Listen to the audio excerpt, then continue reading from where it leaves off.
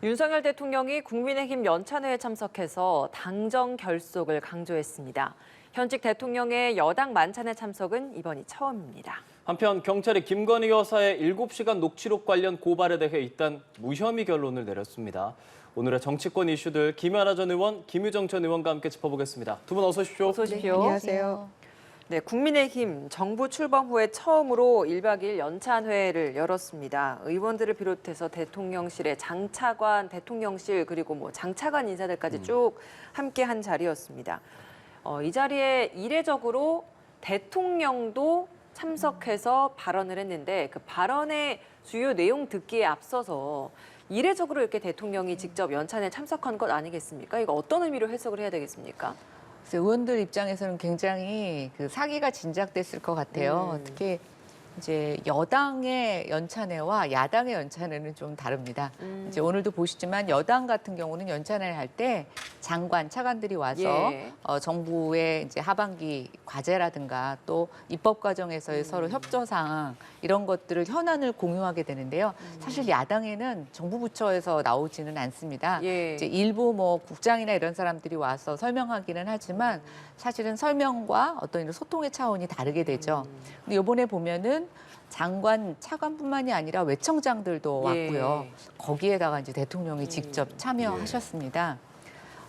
굉장히 다른 것보다는 의원들의 사기가 저는 진정됐을 거라고 보고 있고, 특히 최근에 이제 국민의힘과 대통령실 간에 이제 이준석 대표로 대표되는 여러 가지 갈등의 모습이 보이고 있었는데, 좀 그런 부분에 있어서도 한 번 정도는 오셔서 본인의 이야기 또 당이 어떻게 정부와 같이 협업을 이루면서 어제도 무한 책임을 져야 하는 집권 여당 얘기를 하셨다고 하는데 집권 여당으로서 어떻게 같이 국정을 이끌어 나가야 되는지 좀 서로 격려했던 자리가 아니었나라는 생각이 들고요. 예. 지금 분위기에서 저는 한 번 정도는 꼭 있어야 되는 자리였다 이렇게 생각이 됩니다. 예, 의원들의 사기가 진작될 수 있었을 것이다 이렇게 평가하셨는데요. 어떻습니까? 이제 이런 연찬회는 정기국회 앞에 두고 하기도 하고 또 이제 1년에 한 번씩 정도는 의원 연찬회가 있었는데 조금 늦은 셈이죠. 당내 여러 가지 혼란 상황 때문에 민주당 같은 경우에는 지방선거 끝나고 또 저희는 또 선거를 연달아 패배했기 때문에 6월 달에 했었는데 필요한 일이죠. 그리고 정기국회 관련해서 또 전략도 짜야 되고 이런 시간이죠. 근데 이제 그동안 당정대라고 해야겠군요. 별로 소통이 잘 원활하게 안 됐던 것도 사실이잖아요. 불협화음이 많았었고. 그래서 얼마 전에 조호영 그 비대위원장 인터뷰를 보니까 그 말이 굉장히 맞는 말이다 이런 생각이 들었는데 만 5세 입학 관련한 내용을 당과 협의만 했더라도 라는 그런 아쉬움 표현을 했더라고요. 그러니까 이제 그만큼 뒤집어 보면 소통이 없었다는 얘기잖아요. 그런 굉장히 중요한 이 교육계의 근간을 흔드는 그런 정책을 던져 놓으면서도 당과 협의가 없었다는 이제 그런 것들이 소통 부재의 현장이라고 할 수 있는데 이제 그런 불협화음을 조금 만회하고 좀 원활하게 협의도 해가면서 잘해보자 이런 취지에서 대통령 장차관 다 참석했다고 보고요. 또 거기에 대해서도 일말의 비판을 하는 또 패널들도 계시긴 하던데 저는 잘한 일이다 이렇게 생각하고요. 국정지표나 또 이 정권의 아젠다가 뭐냐 도대체 그런 거에 대해서 큰 그림이 뭔지 5년간 어떻게 할 것인지에 대한 얘기가 없다. 그랬었는데 그런 것들이 조금 이 자리에서 논의가 됐기를 바랍니다. 이제 예. 오늘 막 결의문도 한다고 하고 여러 가지 이제 결과물이 나올 텐데 좀 잘해줬으면 좋겠다. 그런 의미에서는 필요한 연찬회가 아니었나 생각합니다. 예. 이 만찬회 자리 처음부터 끝까지 자리를 지켰던 윤석열 대통령 지금 두 분께서 발언에 대해서 잠깐 이야기를 하셨는데요. 어떤 말 했는지 직접 보고 오시겠습니다. 이제 더 이상은 국제 상황에 대한 핑계나 또 전 정권에서 잘못한 것을 우리가 물려받았다는 핑계도 더 이상은 이제 국민에게 통하지 않는다고 생각합니다. 당정 간에 정말 하나가 돼서 국민들을 위해서 제대로 봉사할 수 있는 그런 계기가 될 수 있는 그런 자리가 됐으면 합니다. 하여튼 파이팅입니다. 네, 파이팅 있는 발언을 들었습니다. 전 정권은 핑계가 통하지 않는다. 이 이야기를 한 것이 지금 언론에는 많이 보도가 되고 있는데 그간에 뭐 전 정권에 이런 사람이 있었냐 그런 발언 등으로 논란이 됐었던 윤석열 대통령이 이제는 전 정권 핑계를 대서는 안 된다라고 입장을 좀 바꿨거든요. 어떻게 들으셨어요? 굉장히 중요한 얘기를 하신 것 같아요. 뭐 일부 얘기, 뭐 인사 과정에서 전 정권과 비교하시는 발언을 하셔서 뭐 무탄 비판도 받았었는데요. 네. 이제 문재인 정권 때도 보면은 뭐 부동산 가격이 오른다거나 뭐 시중에 돈이 넘쳐나는 것을 갖고 또 코로나 상황을 갖고 우리가 어쩔 수 없는 상황이다 이렇게 얘기를 했었습니다. 반은 맞고 반은 틀리죠. 예, 그러니까 뭐 대외적으로 경기가 돈이 많이 풀리고 집값이 올랐던 게 뭐 국제적인 현상이기도 하지만 국내에서는 또 우리 나름대로 정책을 잘 쓰지 못해서 부작용이 있었던 것도 있습니다. 그리고 제 기억에 제가 20대 국회 경험에서 탄핵 정국 이후에 문재인 정부의 한 1년은 적폐청산이라는 이름 하에 정말 전 정권 탓을 많이 했었습니다.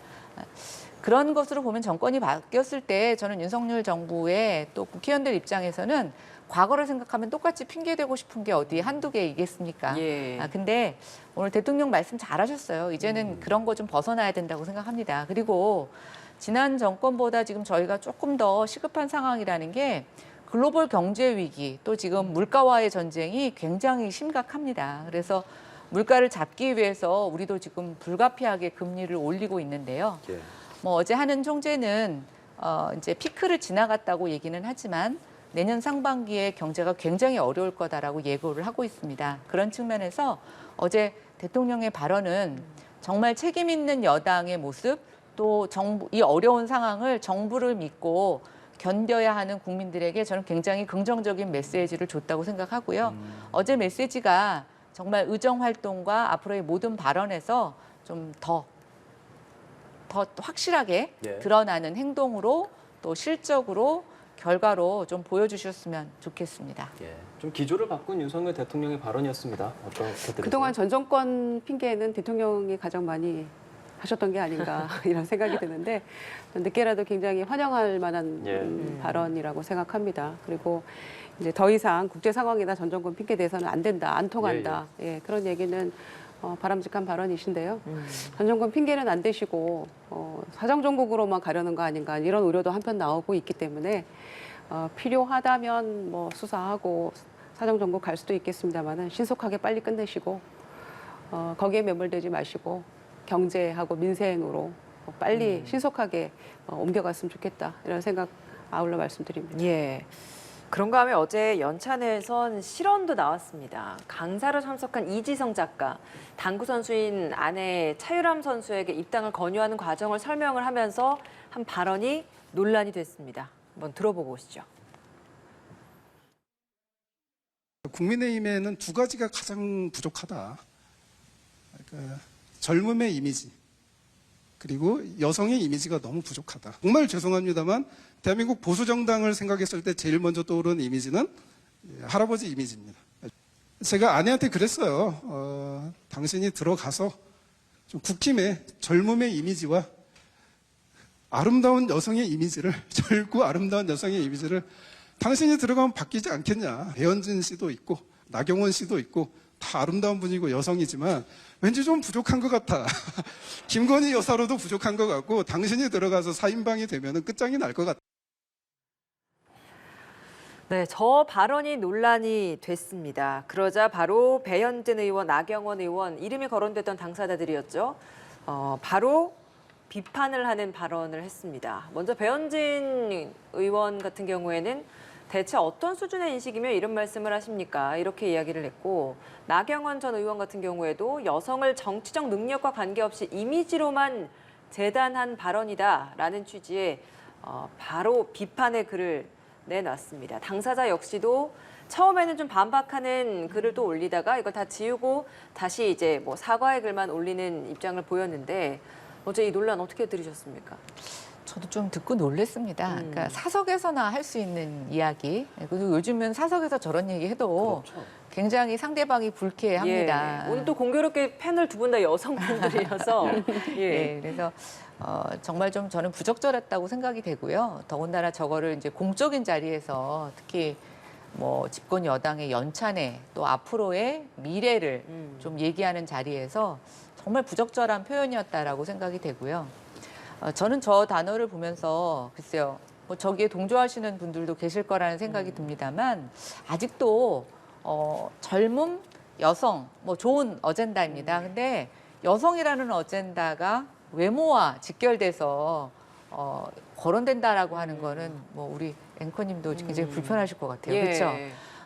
여성 중에는 외모가 아니라 정말 능력이 출중한 사람들이 많이 있습니다.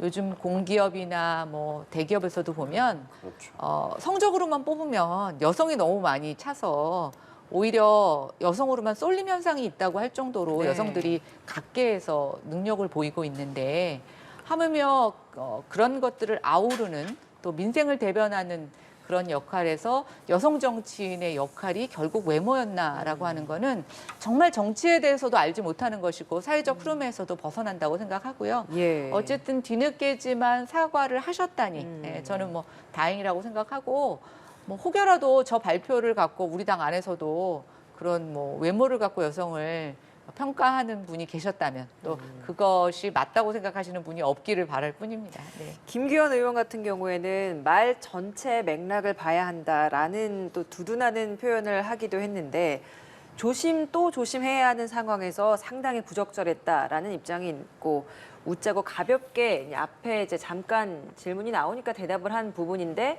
너무 확대 해석한 것 아니냐 이런 이야기도 있는 것 같은데요. 네, 그런 어떤 얘기 의견이십니까? 다 틀린 말이고요. 처음에 다들 박장대소 박수 치면서 다 웃고 있더라고요, 의원들이. 그러다가 아차 싶었는지 모르겠습니다만은 매우 부적절한 예. 발언이었다 생각합니다. 그리고 필명이긴 한데 이제 이지성 작가인데 예. 매우 반지성적인 그런 발언을 했다 이렇게 생각하고요. 그 부인인 차유람 씨가 들어가면 4인방이면 끝장날 것이다 이렇게 얘기를 했는데 연찬회가 끝장나지 않았습니까? 어제 기분 좋게 아주 분위기 좋게 시작했다가 결국에는 이 한마디로 끝장이 난 셈인데 덮어버렸잖아요. 연찬회의 좋은 분위기를. 예. 그래서 얼마 전에 김성원 의원의 그 설화 피해 복구 현장 가가지고 비나 왔으면 좋겠다. 사진 잘 나오게. 어떻게든 막아보려고 했는데 결국에는 또 이렇게 외부 초청 인사로부터 또 이렇게 문제가 발생을 하고 말았네요. 그래서 아마 차유람 선수도 이제 사과문을 예. 올렸던데 남편이 정말 왼수 같았을 거예요. 부부싸움 안 했는지 모르겠는데 굉장히 조심해야 된다고 저는 생각하고요. 젊음 또 뭐 여성의 이미지 이런 얘기를 했는데 아주 부적절한 얘기였고 젊은 당대표 쫓아내고 젊음을 강조하자는 게 말이나 되는 얘기입니까? 그래서 앞뒤도 맞지 않고 또 무슨 여성 이렇게 운운하는 것도 정말 부적절했다고 생각하고요. 그래서 결국 본인도 사과하지 않았겠습니까? 그래서 정말 말 한마디 조심해야 된다. 그리고 국민의힘 연찬회 장소에서 더군다나 외부 초청 강연 그 강사가 이런 얘기 했다는 건 본인도 조금 돌아봐야 되지 않을까 생각하고요. 예. 당으로서도 정말 아마 기가 막힐 일일 겁니다. 예, 실수를 최대한 줄이려고 주류 반입 금지령까지 내려가면서 더 이제 분위기를 더 쇄신하려고 했을 텐데 그렇죠. 이런 또 예상치 못한 상황이 생기니 두 분 다 좀 아쉽다라는 말씀을 해주셨습니다. 예. 그 이재성 작가 뭐 젊은 여성 두 가지가 중요하다고 얘기했잖아요. 젊은 당대표를 몰아내고 말하는 게 좀 아이러니하다는 얘기도 했는데 이준석 대표 이거 보면서 무슨 생각할지도 궁금하거든요.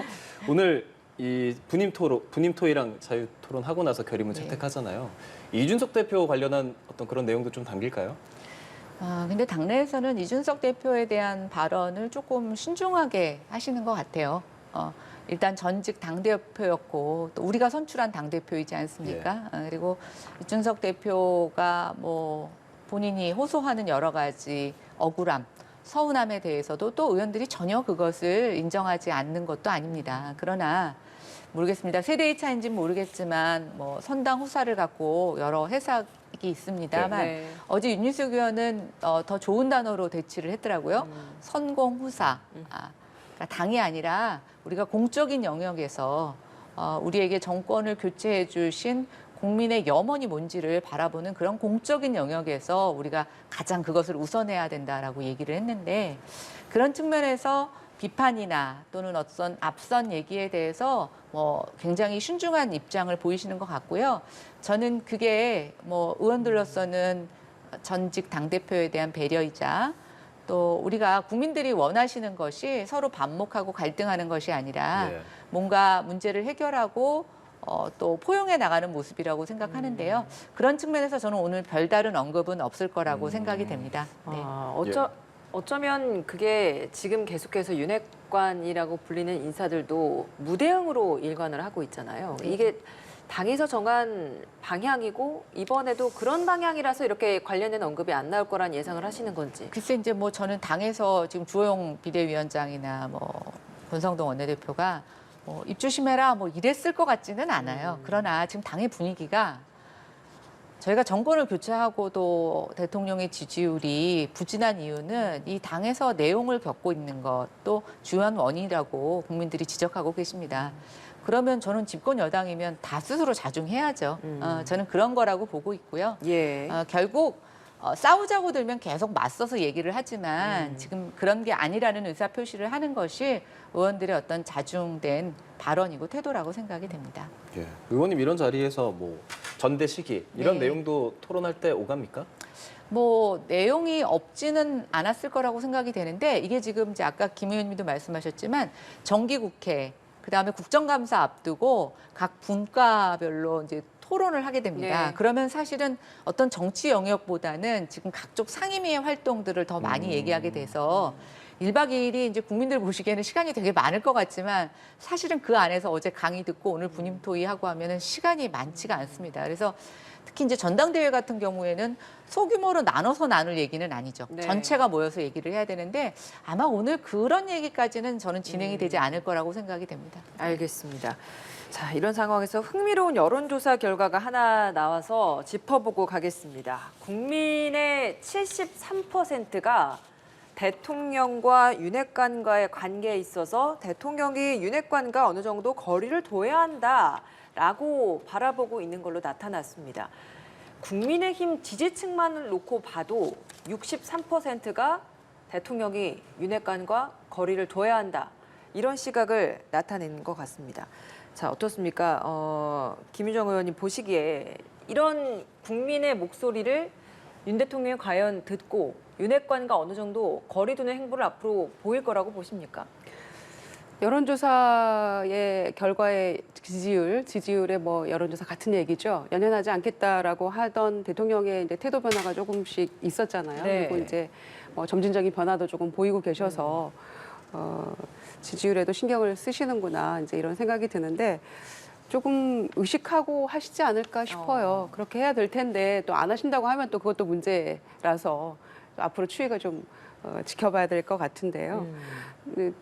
이제 권성동 원내대표와의 문자 파동 그것도 사실은 윤핵관이라고 불리는 권 대표잖아요. 네. 그리고 뭐 또 장제원 의원도 뭐 여러 가지 권성동 의원과의 뭐 형제의 난 뭐 이런 얘기도 있었고 또 윤핵관이 그 대통령실의 인사를 뭐 전체를 또 뭐 좌우를 했다 뭐 이런 얘기도 나오고 있는 그런 상황이어서 인사 문제가 윤석열 정부의 가장 큰 그 부정적 요소 중에 하나잖아요. 지금 평가받는 것 중에. 그래서 그런 것들을 윤핵관이 좌우했다라는 얘기가 지금 뭐 비등에 있기 때문에 반드시 그거는 거리를 두는 게 맞다. 이제 그런 맥락에서 이런 결과가 나온 게 아닌가 싶어요. 그래서 네.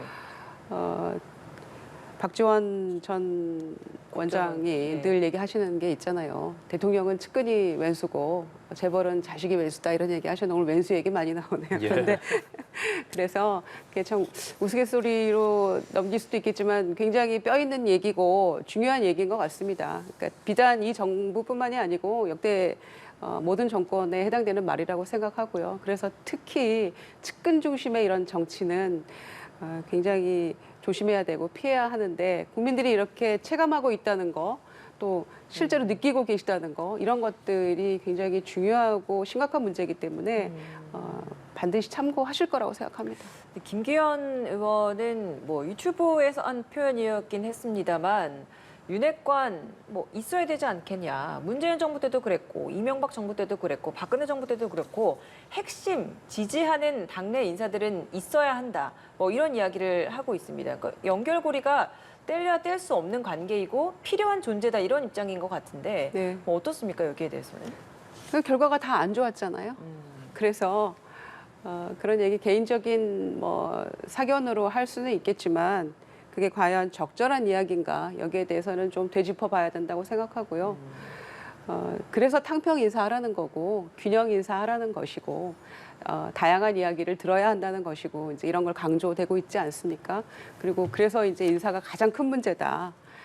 측근 위주, 내가 아는 사람 위주, 이제 이런 그 협소한 인재 풀 가지고 국정 운영을 하는 것이 얼마나 위험한 일인가에 대한 국민의 반응이라고 생각합니다. 그래서 예. 그거는 뭐 김기현 의원의 사견일지 모르겠지만 저는 그 얘기는 맞지 않다라고 생각합니다. 예.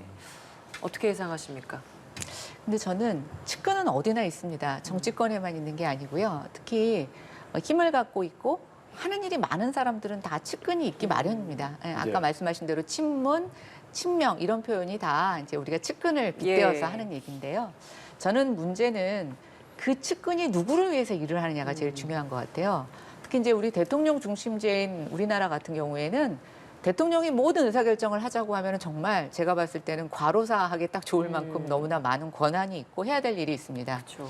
장차관한테 맡긴다고는 하지만 대통령제에서는 그래도 대통령과 그 어떤 뜻을 같이 하기 위해서는 수시로 소통하고 해야 되는데 네. 대통령 한 사람이지 않습니까? 그걸 다 할 수가 없어요. 그걸 나눠짓는 게 지금 대통령실이고 수석이고 또 그 안에서도 유독히 대통령의 말을 잘 알아듣고 어떤 가치를 공유할 수 있는 사람이 저는 필요하다고 생각합니다. 예. 의중을 또 잘 알고. 그렇죠. 예. 그러면 훨씬 더 일이 효율적으로 갈 수 예. 있는데 문제는 그 측근이라고 하는 사람들이 정말 국가를 위해서 일을 하느냐 아니면 측근이라는 힘을 이용해서 자기 사심을 채우느냐 저는 이게 문제가 있다고 보는 거고요.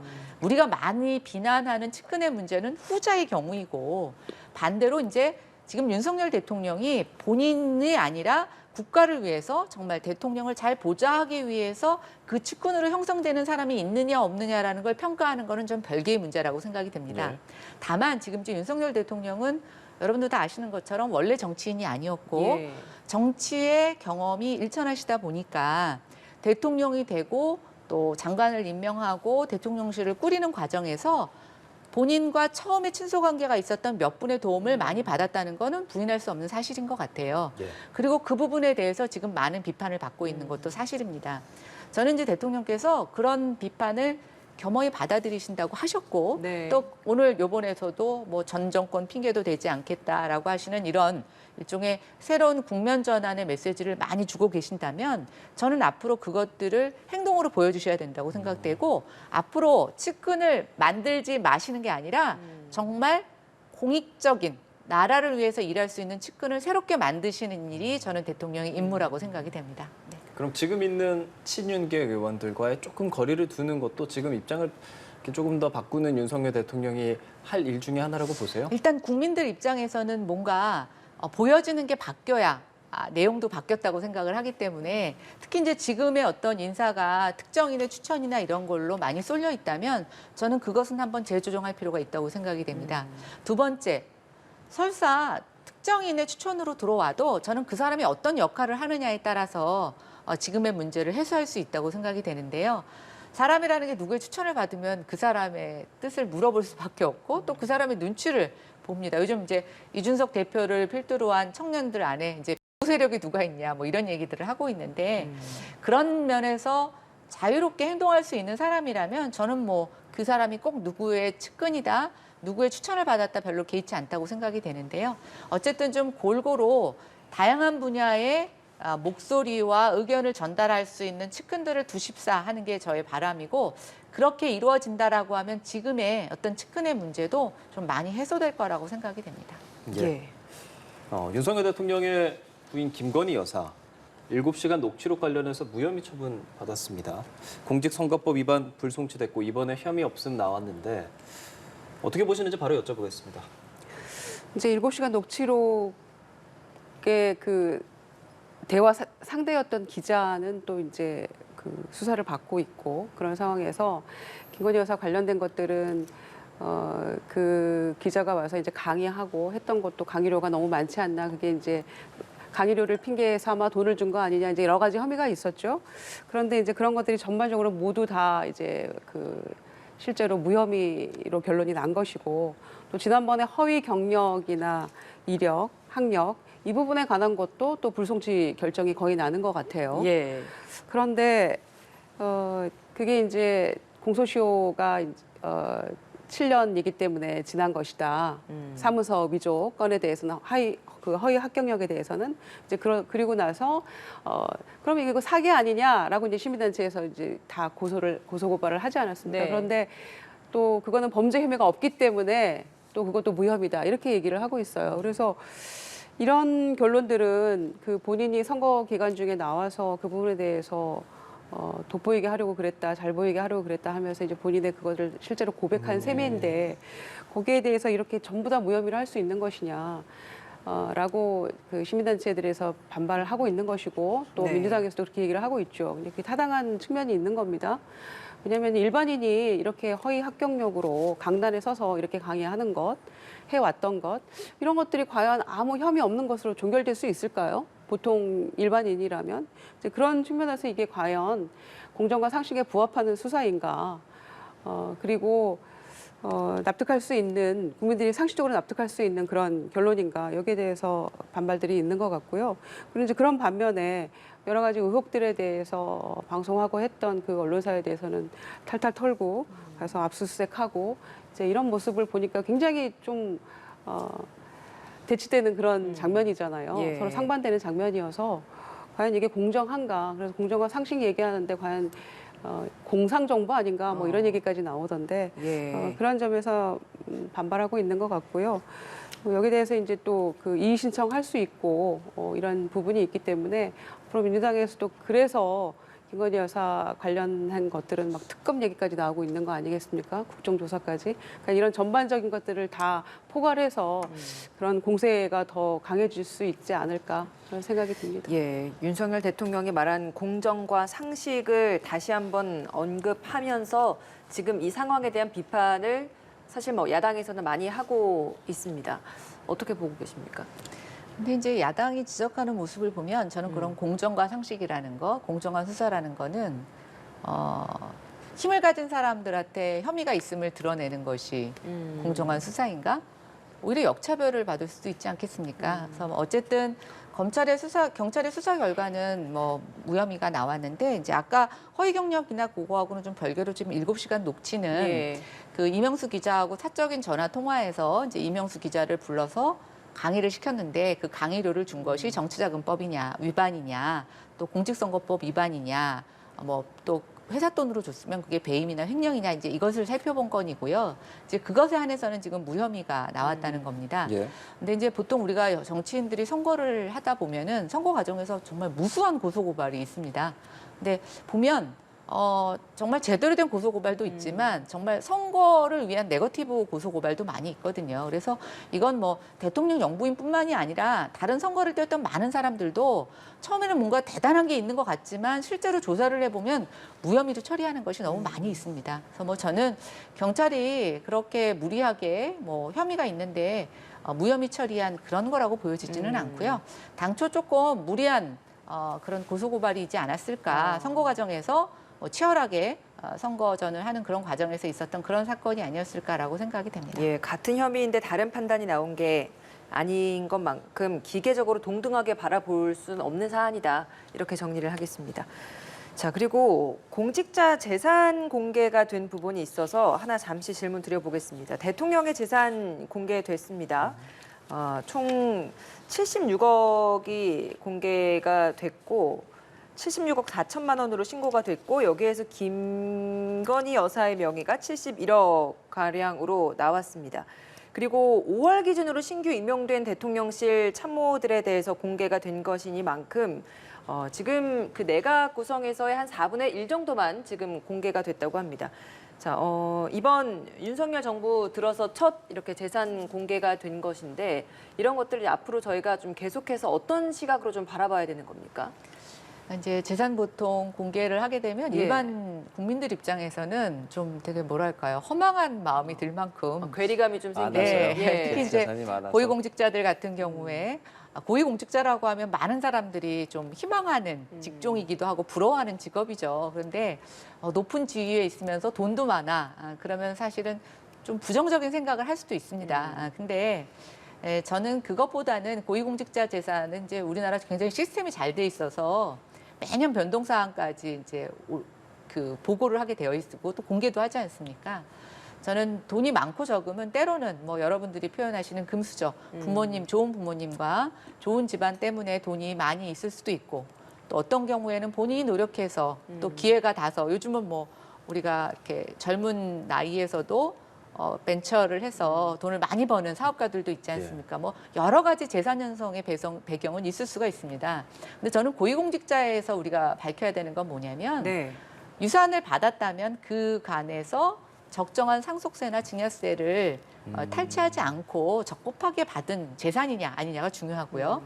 자기가 돈을 벌어서 이제 뭐 늘린 재산이라고 하면은 그 과정에서 세금 탈루가 없었는지 또는 불법이 없었는지 그게 아니라면 우리가 시장주의, 자본주의 사회에서 돈이 많다고 해서 제약시할 것은 아니라고 생각이 듭니다. 다만 저는 이것은 명심해야 된다고 생각이 되는데 돈이 많았기 때문에 뭐 이분들이 과거에 어려움을 겪을 수도 있지만 처음부터 부유한 집안에서 태어나고 자랐다면 정말 우리 지금 이번에 세모녀 사건처럼 단돈 뭐 몇만 원, 몇십만 원이 없어서 죽음을 선택해야 되는 그런 가슴 아픈 사연을 공감할 수 있을까? 저는 국민들이 의구심을 가질 수 있을 거라고 생각이 네. 돼요.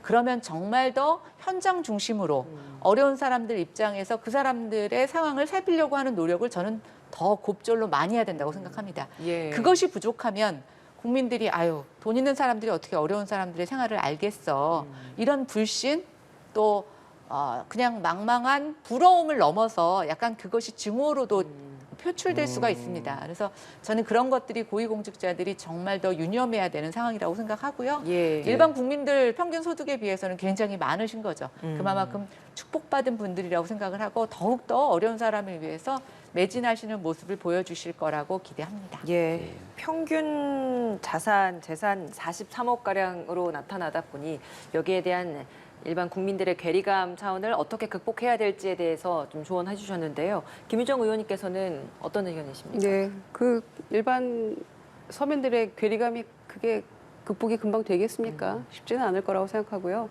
이제 이분들의 재산 형성 과정이 불법, 탈법적인 것이 아니라면 뭐라고 딱 꼬집어 비난할 수는 없겠습니다만은 전반적으로 평균이 뭐 43억 이렇게 하니까 그냥 국민들이 딱 느끼기에는 상실감과 허탈감이 큰 건 사실이죠. 그리고 게다가 지금 뭐 집 없는 사람도 굉장히 많은 가운데 3명 중에 1명이 지금 다주택자라고 또 하더라고요. 그러니까 그런 걸 알지 대통령실에 참모 13명 중에 강남 3구에 집이 있는 사람이 뭐 5명이다. 뭐 이런 얘기 들으면 허탈할 수밖에 없죠. 왜 허탈감을 느끼느냐. 그러면서도 서민들이 크게 혜택받지 않는 것 같은데 대기업의 법인세 감소하고 세금 깎아주고 이제 이런 그 정책들이 발표되는 걸 보면 이게 과연 국민을 위한 정부인가라는 거에 대해서 의구심 가질 수밖에 없고요. 부자들이 그 지도부를 형성하고 있는 이 정권에서 과연 서민을 위한 정책이 제대로 나올 수 있을 것인가에 대한 그런 것들에 대해서 문제점을 지적할 수 있겠죠. 그래서 그야말로 뭐 어제 연찬회에서 얘기했듯이 민생 챙긴다고 하셨으니까 이런 거 보면서 국민들이 허탈하지 않도록 제대로 된 정책을 펼쳐 나가줬으면 하는 바람입니다. 예, 알겠습니다. 민주당에서는 이 중앙위에서 기소시 당직 정지 구제안 관련해선 당원 80조 개정안 그리고 권리당원 전원투표 최고 의결기구화 당원 신설안이 부결됐잖아요. 네. 부결되고 당원 80조 개정안을 다시 의결하기로 했습니다. 당무위에서 결정한 사안인데 이걸 두고 당 내에서 이견이 좀 많은 상황이죠. 예, 그렇습니다. 사실 이제 일요일 날 있을 전당대회가 선거 패배하고 이제 새로 심기일전에서 잘해보자 이제 이런 전당대회잖아요. 2번의 비대위를 거쳤고 그런 상황인데 전당대회 끝나면 사실은 컨벤션 효과라는 게 있고요. 야당에서 조금 이제 주목도가 좀 높아지고 정책, 뭐 소신, 개혁 방향 이런 것들이 좀 뉴스거리가 돼야 되는데 사실은 결과가 너무 예측이 가능한 전당대회다 보니까 네. 뭐 흥행 효과도 별로 없었고요. 예. 주목도도 떨어졌었는데 오로지 하나 당원 개정안 가지고만 계속 국민들을 마음을 시끄럽게 하고 있는 것 같아서 일단 죄송한 마음이고 그리고 전당대회가 끝나도 이 문제들이 여전히 불씨로 남아가지고 당내 예. 갈등의 어떤 그 요인으로 작동하지 않을까 싶어서 우려도 한편 되는 상황입니다. 그래서 그 며칠 전에 이 개정안에 대해서 부결이 됐는데 사실은 중앙에서 부결될 거라고 예상은 잘 못했어요. 그러니까요. 왜냐하면 전당대회 준비위원회죠. 전준이 통과하고 비대위 통과하고 당문까지 통과한 이 개정안에 예, 대해서 예. 중앙위에서 한 15표 정도 모자라서 부결이 됐는데 중앙위에서 부결된 게 처음이지 않습니까? 예, 그래서 다들 좀 깜짝 놀랐어요. 왜냐하면 당무위까지 통과된 거는 대체로 그러니까요. 통과가 되는데 이제 그래서 그만큼 여기에 대한 이제 개혁의 후퇴라는 측면에서 조금 우려가 있었던 게 사실인 것 같고요. 그리고 또 권리당원 전원투표제하고 저는 이제 그래서 이걸 보면서 권리당원 전원투표제하고 그다음에 그 기소됐을 시에 구제하는 기구를 윤리심판위에서 당무회의를 한다라는 그 조항하고 두 개를 이렇게 따로따로 해서 그 안건을 올렸다고 생각했는데 그걸 합쳐서 올렸더라고요. 그래서 그거는 그렇죠. 조금 잘못한 것 같아요. 이게 보통 그렇게 한 번에 표결에 붙이는 건지 아니면 따로따로 하는데 이번에 좀 다른 케이스였던 건지. 글쎄 하나하나 하는 게 저는 맞다고 생각하거든요. 아. 왜냐하면 이제 조항도 다르니까. 그런데 이걸 또 같이 올렸으니까 그만큼 자신했다는 네, 뭐 생각이었던 것 같은데 예. 그 아마 오판이었던 것 같고요. 그럼 이번에 80조 3항에 대해서 다시 이제 당무위에서 의결 절차 진행하고 있고 오늘 또 중앙위에서 열리잖아요. 그러니까 이걸 두고 비명계에서는 지적을 하는 부분이 여기에서는 비대위원장이 이제 이거는 어느 정도 당내 공감대가 형성돼 있기 때문에 다시 재논의를 하는 것이다, 의결하는 것이다라고 하지만 그건 너무 자의적인 해석이다 이렇게 이야기를 하고 있어서 여기에 대해서는 어떤 의견이십니까? 그렇습니다. 그러니까 한 번 부결이 된 건인데 우리가 이제 그 당무위로 바꾼다라는 그 부분에 대해서 80조에 대해서는 사실은 이제 절충안을 마련했고 거기에 대해서는 이제 크게 이견을 조금 좁혔던 조항이에요. 네. 그래서 이제 그건 당연히 통과가 될 거라서 그랬다면은 따로따로 이렇게 올렸어야죠. 일단 저는 비대위의 실책이라고 생각을 하고요. 그렇다고 해서 부결된 안건을 다시 한번 이런 식으로 또 올려가지고 하는 거는 일사부재의 원칙에도 저는 어긋난다고 생각합니다. 그렇게 말하는 의원들도 상당 부분 계시던데요. 예. 그리고 이제 형식적으로도 그 중앙위 소집하는 것도 미리 공고 5일 전에 나야 되는데 지금 이틀 만에 다시 하는 건 어제 당무위 통과했고 이제 오늘 중앙위 다시 한번 또 온라인 투표한다는 거잖아요. 근데 이런 모습이 조금 옹색해 보이고 국민들 보시기에 좀 민망한 상황이 아닌가 싶어요. 그래서 한번 부결된 거는 조금 시간을 두고 나중에 다시 논의해서 하는 게 맞지 않았나 이런 생각이 드는데 이제 이런 모습 보면서 국민들이 또 판단하시는 거죠. 그래서 이런 논란들이 전당대회의 컨벤션 효과도 다 가리게 되고 민주당이 전당대회 거쳐서 새 지도부가 탄생을 해도 이게 잘 될 것인가라는 거에 대한 우려가 여전히 국민들께 남아있지 않을까 싶어서 걱정입니다. 예. 김연아 의원님 뭐 상대당이긴 하지만 어떻게 보고 계시는지요? 글쎄요, 지금 모든 절차를 위반하고 억지로 끌고 가는 모습 속에 정무적 판단이라고 하는 지도부의 변명이 나오고 있습니다. 근데 저는 언뜻 생각나는 게 서울시 재보궐선거에서 당원 당규를 바꿔서 후보를 내죠. 원래 후보를 낼 수 없었는데 그때가 언뜻 떠오르면서 굉장히 지금 무리한 행동을 하고 있다라는 생각이 들고 이제 결국은 내부에서도 일고 있는 비판하고 맥을 같이 하는데 이제 사당화. 그러니까 이재명 지금 뭐 당대표 후보자를 위한 모든 절차와 규정이 같이 바뀌고 있는 모습을 보면서 대한민국 민주주의가 이렇게 후퇴하고 있는가 저는 그런 아쉬움이 느낍니다. 뭐 민주당이 지금 표방하는 그 민주화 운동 또 그것에 대한 의미 이런 것들이 어떻게 그분들이 젊음의 피와 시간과 땀을 들여서 이뤄놓은 건데 이게 결국은 21세기 거의 중반이 넘어가는 지금에 무엇을 위해서 우리가 이것들을 지금 이렇게 희생해야 되는가라고 물어보면 참 저는 글쎄요, 민주운동 하신 분들 자괴감이 들 것 같다는 생각이 들고 국민들도 결코 이 꼼수를 저는 외면하지는 않으실 거라고 생각이 됩니다. 참 안타깝습니다. 예, 알겠습니다. 두 분 말씀 여기까지 듣겠습니다. 김연아 전 의원, 김유정 전 의원 두 분과 함께했습니다. 고맙습니다. 고맙습니다.